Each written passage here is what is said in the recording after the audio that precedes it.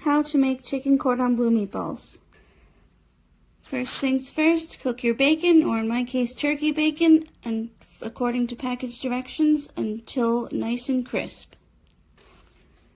Next, you want to cut up an 8-ounce block of cheese. Now I'm using pepper jack to add a little extra flavor, like a punch. I think traditionally you're supposed to use Swiss, but realistically you can use whatever you want, any type of cheese you like. Cut it up into cubes.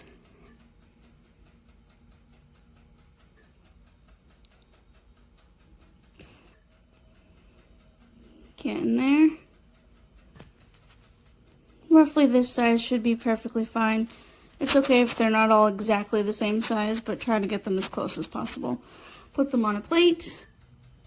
Cover the plate in plastic wrap and put it back into the fridge until we're ready to use. When our bacon is nice and crispy and cooled down enough, you want to cut it into thin strips. Cut them this way. Looking good so far. Once you've got your thin strips, you want to put it aside just for a minute so we can get started on making the balls. Add 1 pound of ground chicken to a medium-sized bowl. Don't forget to remove this thing.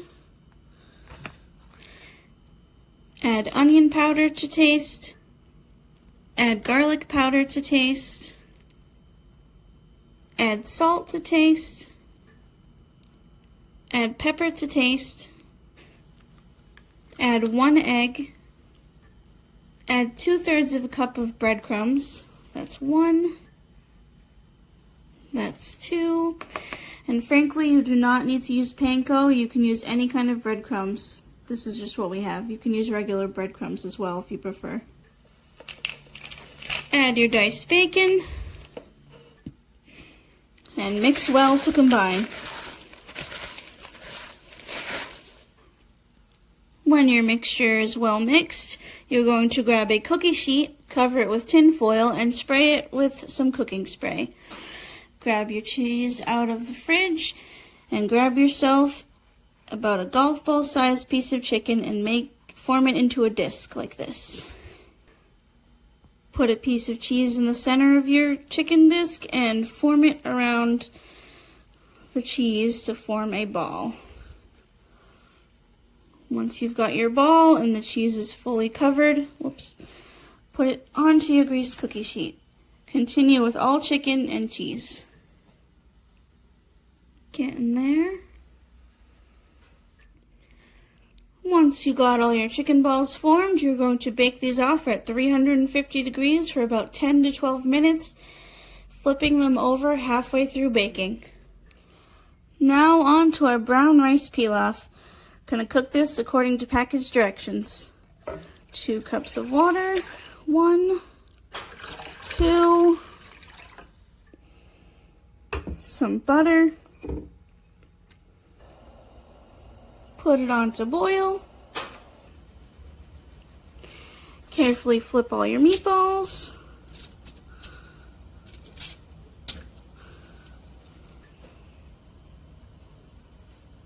these are so good. I've made these before.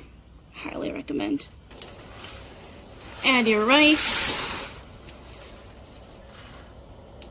and seasoning packet to the boiling water.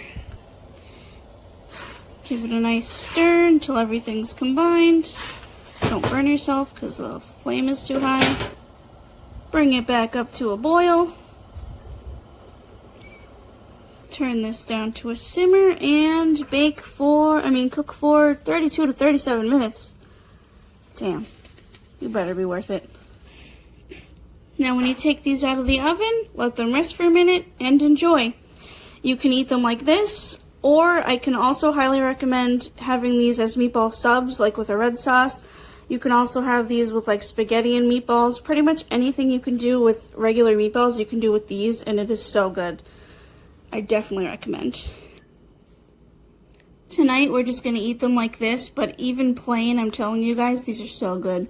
Look at all that gooey, melty cheese in there. It looks so good, delicious. Enjoy. Almost forgot to mention, if you're eating these plain, eat them, have veggies of choice. Don't forget about the veggies. Veggies are important. And you don't have to serve it with rice either. You could have potatoes if you want as well. Enjoy. Everything all together one last time. Admittedly, this rice actually looks pretty good, so I hope it's pretty good. Hot. Not bad though. Worth almost 40 minutes, I guess. And for one last time, enjoy. Everything all together one last time. Admittedly, this rice actually looks pretty good, so I hope it's pretty good. Hot. Not bad though. Worth almost 40 minutes, I guess. And for one last time, enjoy.